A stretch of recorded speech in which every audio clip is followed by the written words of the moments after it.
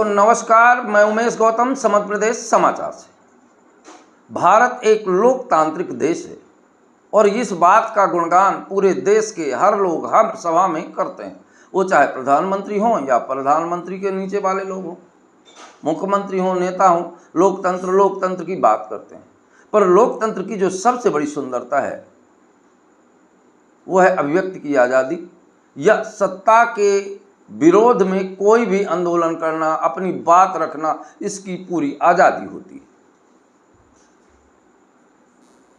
अब लोकतंत्र के आधार की बात करते हैं कि लोकतंत्र किस रूप में मनाया गया और हमारे पूर्वज नेताओं ने लोकतंत्र को कैसे समाज के बीच में परोसा। जब देश आज़ाद हुआ तो जवाहरलाल नेहरू जा रहे थे, एक महिला ने उन्हें खड़ा करके, अब आपको एक कहानी बताते हैं। जब देश आज़ाद हुआ और देश का बंटवारा हुआ, पाकिस्तान और हिंदुस्तान, तो पाकिस्तान के लोग हिंदुस्तान आ रहे थे और हिंदुस्तान के लोग पाकिस्तान जा रहे थे। दिल्ली में एक जगह बनाई गई थी जहां पाकिस्तान के लोग आके रुक रहे हैं और ठहर रहे थे। उनकी व्यवस्था देखने के लिए उस समय के प्रधानमंत्री पंडित जवाहरलाल नेहरू वहां पर पहुंचे। जब वो वहां पर पहुंचे तो एक सयानी महिला आई और उनको एक झापड़, जोरदार झापड़, झन्नाटेदार झापड़ रसीद कर दिया। पंडित जवाहरलाल नेहरू के गार्डों ने उसे पकड़ने का प्रयास किया। पंडित जी ने कहा बिल्कुल कुछ नहीं बोलोगे, ये उनका अधिकार है। इसके बाद वो महिला जवाहरलाल नेहरू के पास आई, बोले इसीलिए हम इतनी कुर्बानियाँ दी, इतनी लड़ाइयाँ लड़ी, क्या यही आज़ादी है कि इस हालात में हम? तो पंडित जवाहरलाल नेहरू ने कहा हाँ, इसीलिए कि आज एक प्रधानमंत्री को आप खुले मंच में जोरदार झापड़ मार सकती हैं।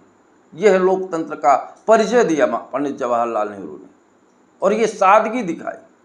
और वर्तमान समय में लोकतंत्र की दुर्गति किस तरह से हो रही है, ये आपको हम एक और छोटी घटना बता रहे हैं। बात यह है, वर्तमान समय में ये बिल्कुल सत्य है कि किसी को भी आंदोलन करने का अधिकार है, पर वर्तमान सरकार जब से कोई आंदोलन करता है, कोई भी सत्ता के विपक्ष की बात करता है, चाहे वो किसान हो, चाहे जवान हो, चाहे युवा हो, उसको समर्थक लोग और कुछ चटुकार लोग, कहीं बोलेंगे पाकिस्तानी है, कहीं बोलेंगे कि पाकिस्तान से फंडिंग हो रही है, कहीं बोलेंगे कि फलानी जगह से आया, या उसे गद्दार साबित करने की। यहाँ तक कि किसानों के ऊपर पुलिस प्रशासन मध्य प्रदेश में ही गोली चलवाई थी और कई किसान मारे गए थे।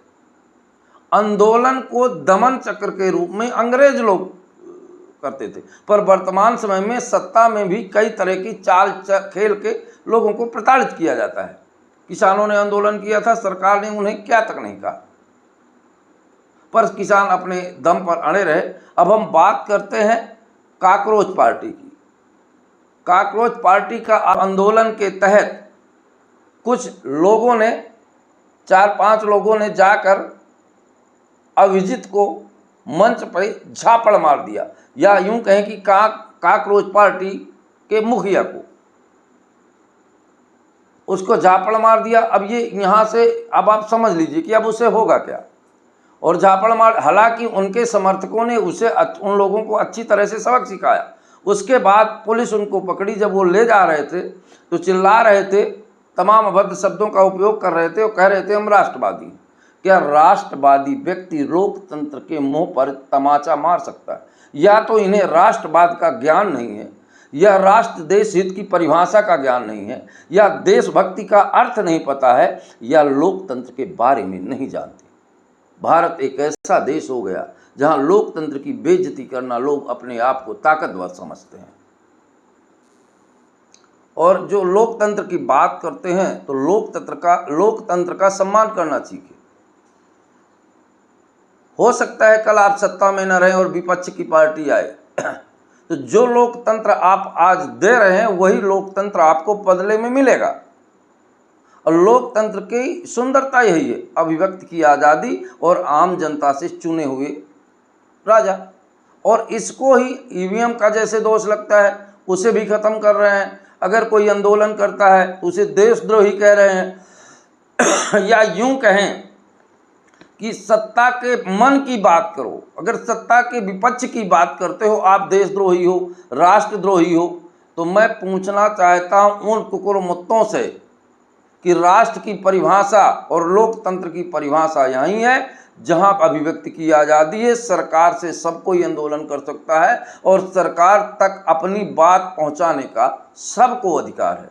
अगर इस अधिकार को छीना जाता है या प्रशासनिक बल द्वारा या राजनीतिक षड्यंत्र द्वारा, तो निश्चित तौर पर यह लोकतंत्र पर एक करारा तमाचा है।